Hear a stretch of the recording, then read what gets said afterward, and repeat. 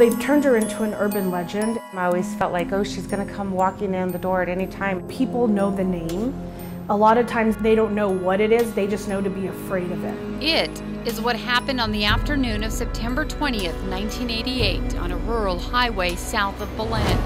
19-year-old college student Tara Calico vanished.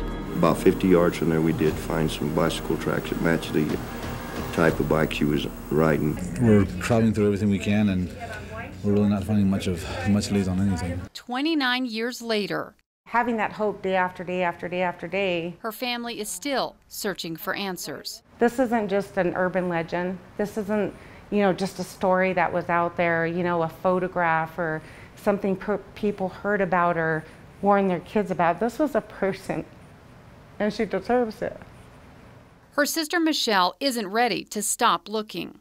Do you feel hope that this case is solvable now? Absolutely. After years of lead after lead. One side of you hopes for it to be resolved, the other side doesn't want them to find anything. And disappointment and heartache. There's that hope that, oh, we're getting close. We're getting so close. Michelle has taken matters into her own hands with Melinda Esquivel, Tara's classmate and friend. I didn't have any of my friends, and I was so miserable. A friendship that blossomed on a band trip back in high school. She said, nope, you're hanging with us. And she took me in, hugged me, took me in, befriended me, and that's how we became friends. After Tara's disappearance, Melinda moved on with life.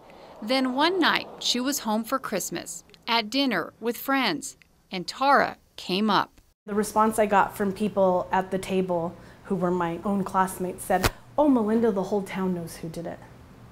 And I said, what? I gasped and I said, what do you mean the whole town knows who did it? There are people in the world looking for her. And so began the mission, Justice for Tara Calico. Melinda, a filmmaker, decided to create a documentary. But when she saw the case file at the sheriff's office, they were in shambles, Kim, in shambles. There were files with people's names on it and there was nothing in there. And these are the suspects or persons of interest. The mission took a new turn. I was like, okay, now what? What do we do now?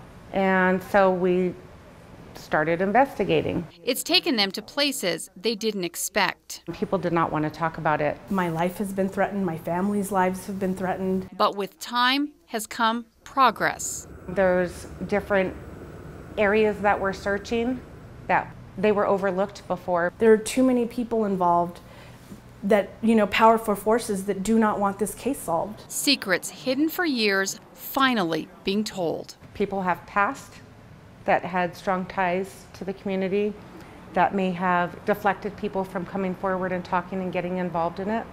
And I think that has made a difference. Michelle and Melinda have shared all the information they've gathered with investigators at the Valencia County Sheriff's Department, which remains the lead agency on the case. They're also releasing some of what they're learning on a podcast. After that 2005 interviews with the Sheriff's Department, it started again. The threats, the anonymous phone calls to my phone. They knew that Tara Calico rode her bike from rural communities straight over all the way up to the train tracks. That podcast now being shared around the country. Hollywood stars and many others joining the fight, Justice for Tara. We're actually making progress, and the more national attention we bring to this, the sooner we can bring her home. Despite this picture many believed could be Tara found in a parking lot in Port St. Joe, Florida, months after her disappearance, Michelle and Melinda believe the story goes no further than Valencia County. When I really discovered what happened to her, I just couldn't even believe it. I think what bothered me the most is the silence in the community. How is it that these people I grew up with in Belen can't recognize the right thing to do? How is that possible? We all went to the same school, we all went to the same church, and they can't decipher right from wrong. It's not fair. She didn't deserve it. Michelle and Melinda say it is time for this to end. My parents worked so hard, and they tried so hard, and they gave up everything to find her. And when my mom passed, I can't imagine how heartbroken she must have felt. And I look at my dad now with his wondering eyes and also disappointment. not knowing. She would have been somebody who contributed to society.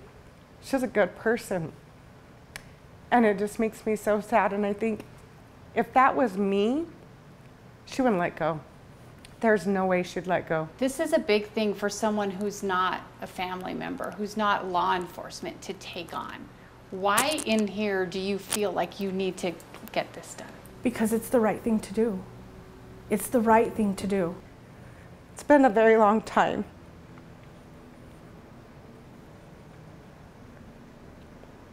And it's impacted not only our family, but a community. We would just really like to bring her home. She was a person and she deserves it.